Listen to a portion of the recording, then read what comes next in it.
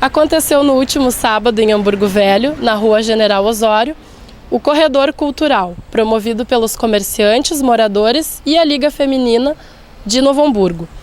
O evento trouxe música, praça de alimentação e conscientização para as pessoas que passavam pelo local, com a galeria de arte também. O Outubro Rosa está sendo usado para chamar a atenção para a importância do autoexame e alguns exames clínicos, trazendo decoração para as ruas de Novo Hamburgo, iluminação também no shopping, no centro, e alguns comércios estão revertendo parte da renda durante todo o mês para a Liga Feminina de Combate ao Câncer, onde pessoas voluntárias fazem um trabalho de conscientização.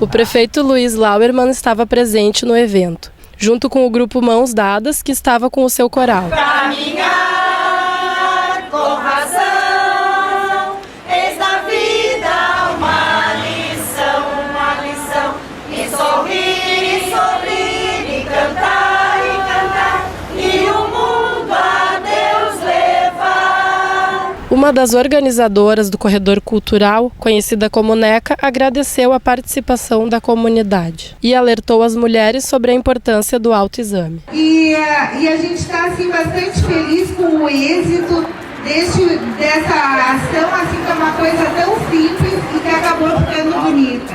Está muito lindo, vindo lá de baixo, a gente vê que todos estão de cor-de-rosa e é a hora de nós todas nos focarmos, né, mulheres?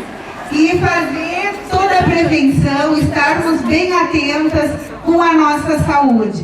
A Liga Feminina de Combate ao Câncer distribuiu panfletos explicativos e também disponibilizou uma mama ilustrativa para ensinar corretamente como se autoexaminar através do toque. Onde a mama está dividida em 4 partes, sendo que cada lado desses é uma situação. Este lado é uma mama normal, sem nenhum achado, sem problema nenhum.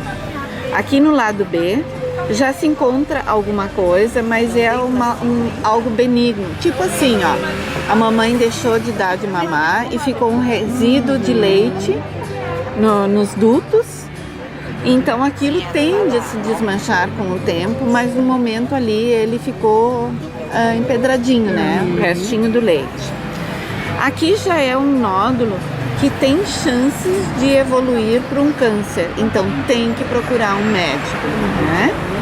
E aqui já é bem característico um câncer de mama, aonde tu sente o nódulo muito marcante, né? É só apalpar que tu vai sentir uma diferença incrível. Certo. E ali na pontinha do mamilo ele tem umas marquinhas? Sim, é que às vezes saem secreções do mamilo que não são normais. Isso é um dos alertas. É uma indicação de que há algum problema. Um líquido que sai, uma mancha no seio que não tem, um seio com uma mancha, o outro não. É um sinal de alerta. Estas foram as imagens do evento do último sábado. Para mais informações, você pode acessar o site da ligafeminina.com.br e acompanhar também as reportagens aqui no nosso programa. E durante todo o mês ainda haverão atividades chamando a atenção para a prevenção do câncer de mama. E no mês que vem ainda será o mês dos homens, será o Novembro Azul. E se você quer participar fazendo um trabalho voluntário, pode entrar em contato com a Liga Jovem, ligajovemnh@gmail.com. E as redes sociais também estão mobilizadas, como o Facebook, onde foram criadas diversas comunidades para chamar a atenção do assunto. Yes, we gotta rock down through Electric Avenue, and then we take it higher, higher, higher. Oh, we gotta rock down through Electric Avenue, and then we take it higher. Oh, yeah. Who's saying in the building? Oh, yeah. 7 in the building. A Comusa mandou avisar: água de beber, água pra viver, água de banhar. Nossa água tem que economizar. Chegou a hora de economizar água. Siga estas dicas de economia. Ao escovar os dentes e fazer a barba, feche a torneira. Evite banhos demorados e desligue o chuveiro ao se ensaboar. Lave o carro com balde, nunca com mangueira. Faça a sua parte. Economize água. Usando bem, ninguém fica sem. Comusa, faz parte da sua vida.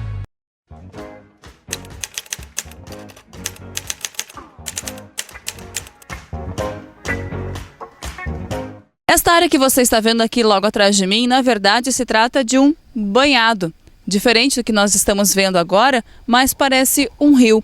Nós estamos em Lomba Grande, bem próximo à Avenida Integração, em Novo Hamburgo, e vamos conversar com 2 biólogos da prefeitura, onde eles fizeram um estudo recentemente falando sobre os impactos ambientais. As cobras que aqui moravam, os passarinhos e outras centenas de espécies de animais. Aonde eles estão agora? É o que vamos saber com a bióloga Letícia e também com o biólogo Carlos, que vão nos explicar um pouquinho mais sobre esse estudo feito recentemente. Vou pedir com licença ficar no meio de vocês dois. Primeiramente, então, Letícia, quanto tempo faz que vocês iniciaram este trabalho, este relatório para saber dos primeiros impactos ambientais? Logo na semana que estavam recolhendo o pessoal das áreas que foram atingidas pelas inundações, no mesmo momento a gente já começou a fazer um estudo sobre os impactos causados à vegetação, né, a fauna e a flora desses locais que ficaram inundados. Bom, agora conversar com o biólogo Carlos. Regiões como esta aqui, senhor Carlos, que era um banhado, né? Agora mais aparecendo um rio, uma lagoa. Há muitas em Novo Hamburgo? Sim, nós temos várias áreas do município que, face à enchente que nós tivemos, elas se mantiveram assim com água represada e com o aspecto de ser algo contínuo com o rio. Quais são os problemas que nós temos? Nem toda a vegetação que nós temos aqui é adaptada às condições de ficar submersa por muito tempo.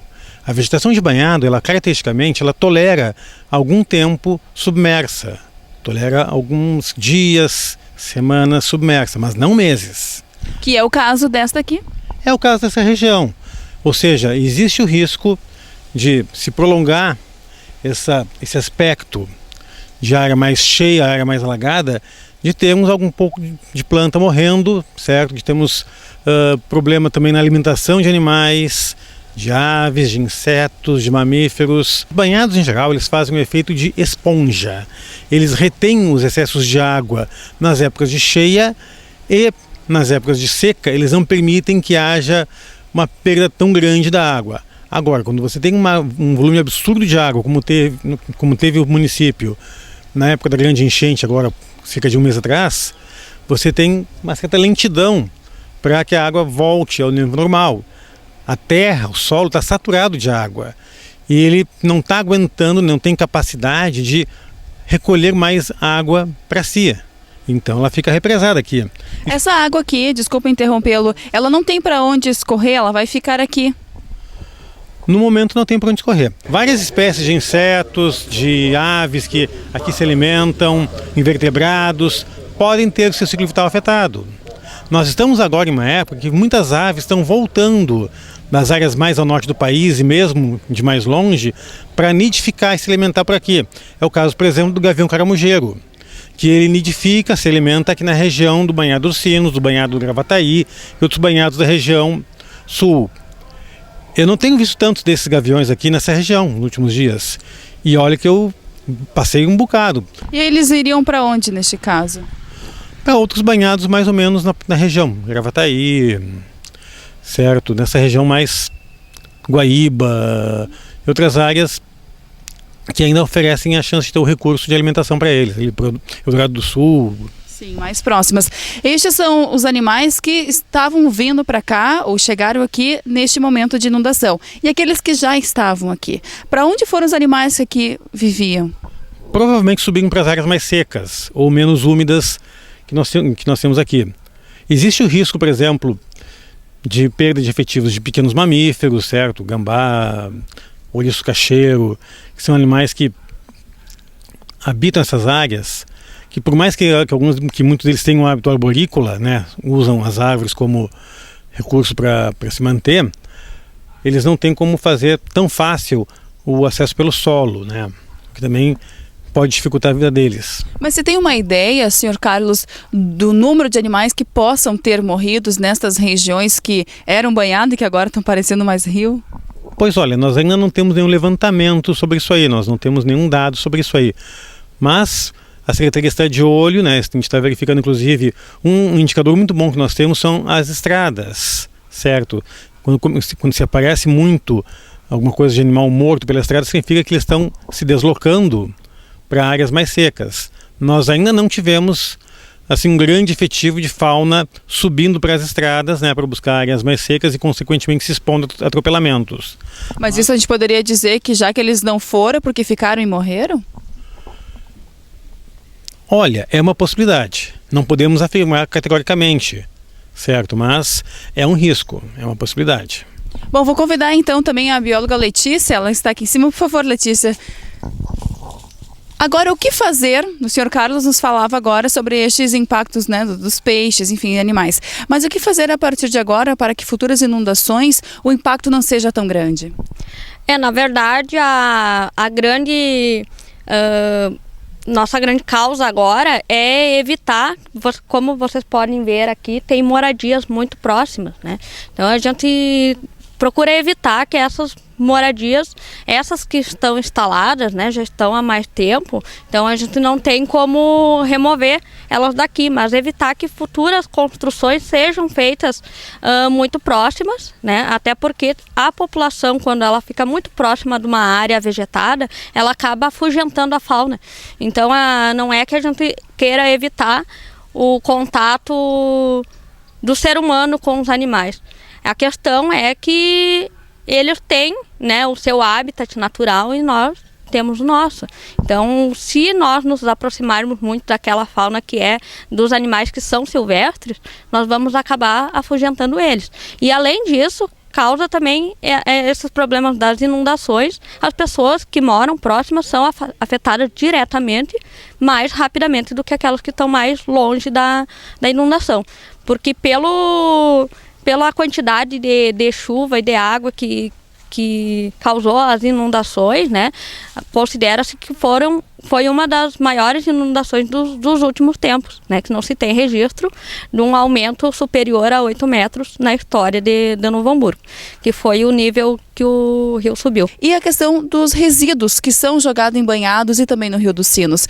Então os animais eles podem sofrer com duas maneiras. Aqueles que não foram atingidos, né, no seu habitat em função da cheia, pode ser atingido depois com os resíduos. Esse acúmulo de resíduos que fica nesses locais, quando vem a enchente, eles vão ser carregados pelas águas e podem obstruir bocas de lobos, podem obstruir até canais ou mesmo um arroio, né, um canal, uma passagem do arroio que dá encaminhamento para essas águas.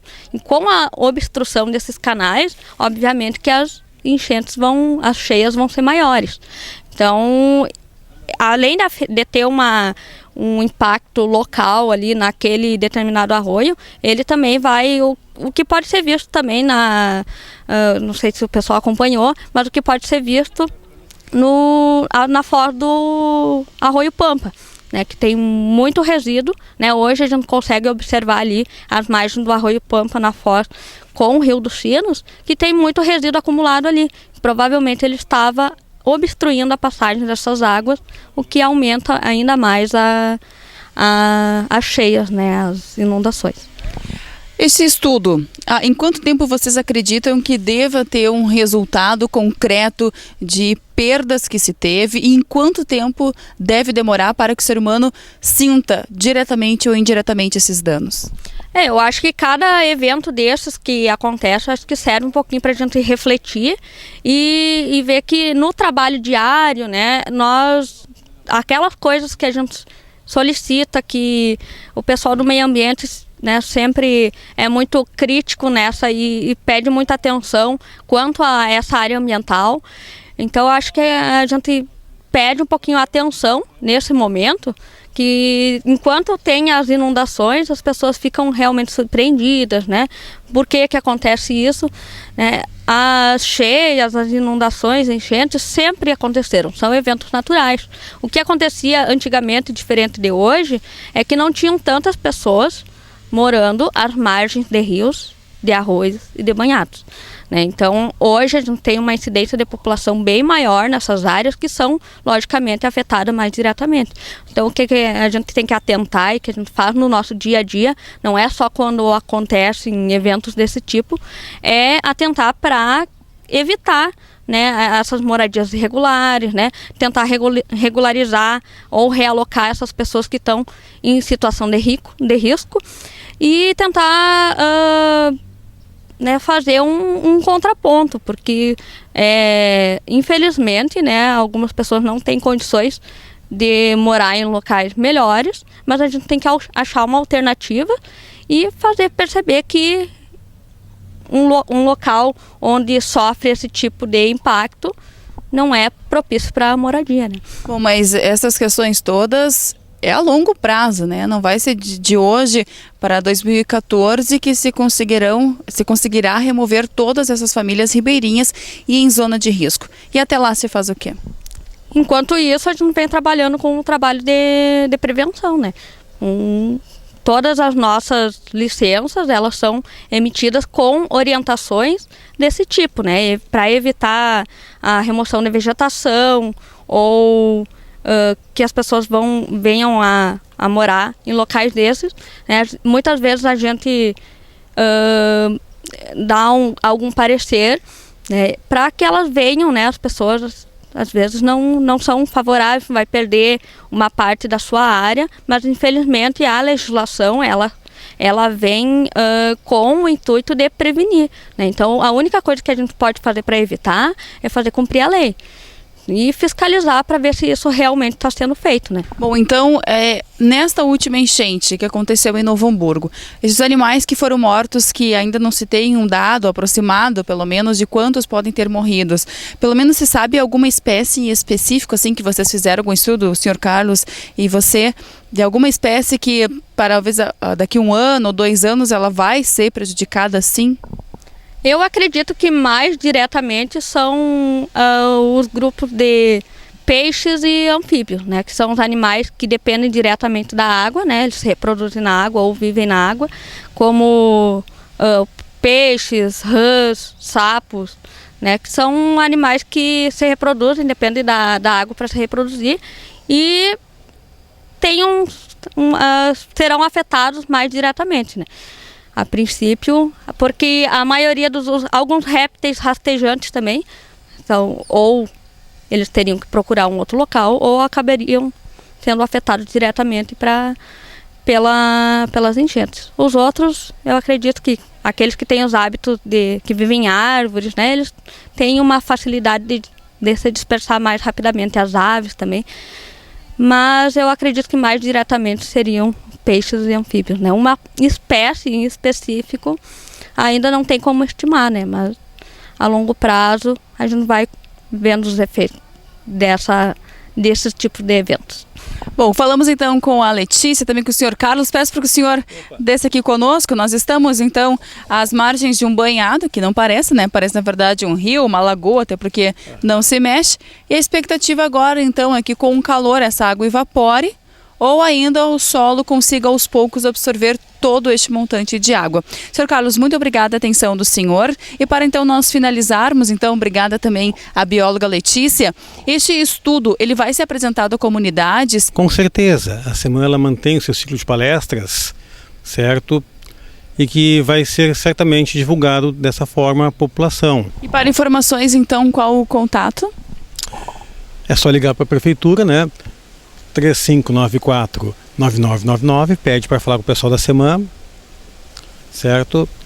Em caso de dúvidas, em caso de denúncias de situações irregulares, também pode ligar para esse mesmo número e apareçam lá. Então, o objetivo nosso desta entrevista foi justamente mostrar para você, telespectador, que o estudo continua. As águas baixaram, as pessoas voltaram às suas rotinas, mas há um outro lado que normalmente não se é divulgado. Onde estão os animais, quais os impactos, o que você vai sentir com isso. Então, alguns esclarecimentos foram feitos, mas nós vamos continuar acompanhando este estudo realizado pelos agentes ambientais da Prefeitura de Novo Hamburgo.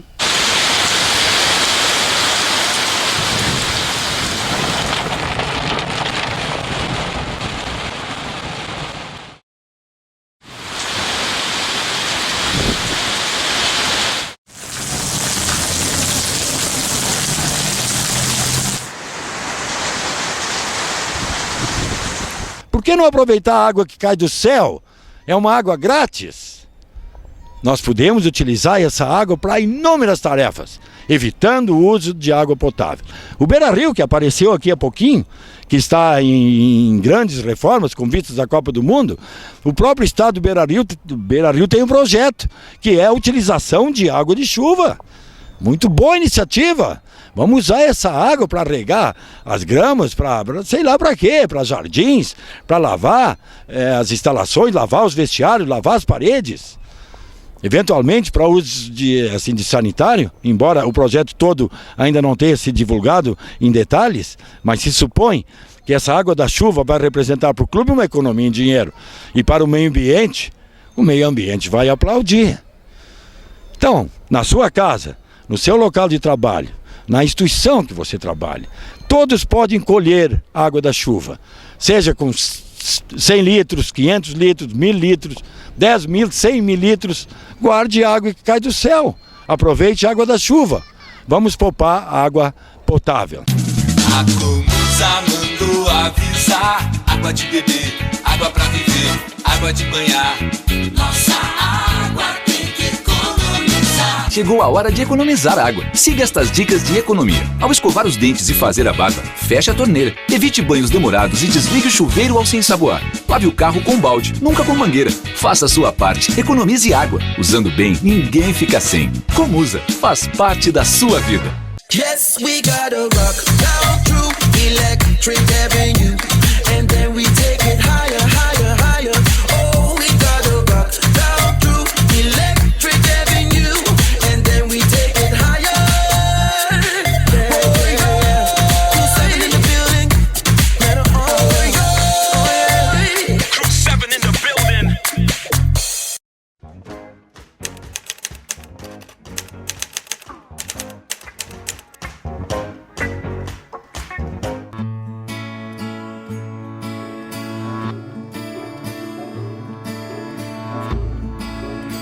Momento Pet de hoje, na festa de Cão Louin, na Clínica Veterinária Trata Pet, no centro de Novo Hamburgo. A festinha é para os donos, mas os cãezinhos estão aproveitando bastante.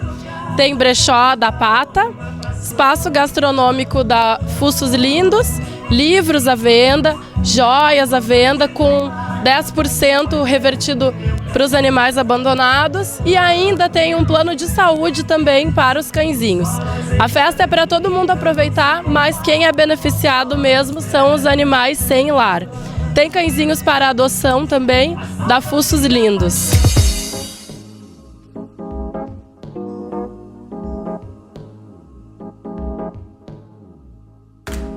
Uma rifa foi vendida para arrecadar fundos para o projeto Fuços Lindos. Ela ainda está disponível para compra no Facebook. A maioria dos cães presentes estavam fantasiados. A intenção dos organizadores foi uma confraternização entre os clientes e seus bichinhos de estimação.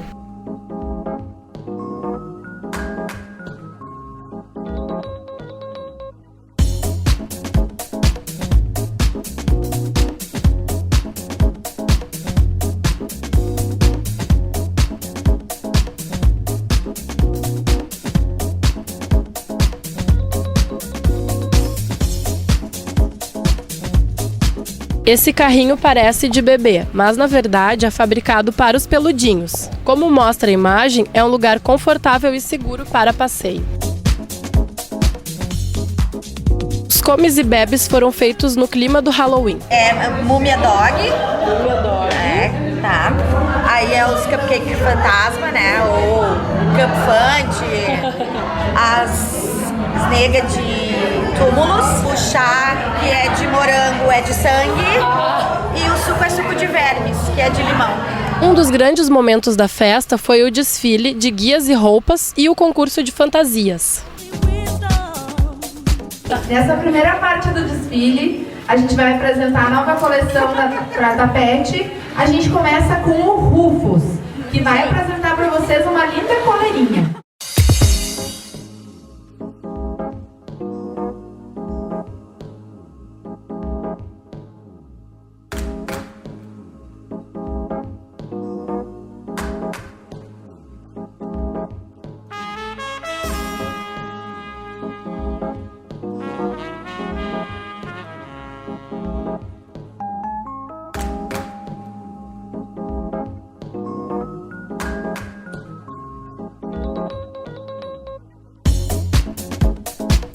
O primeiro Halloween ocorreu no último sábado.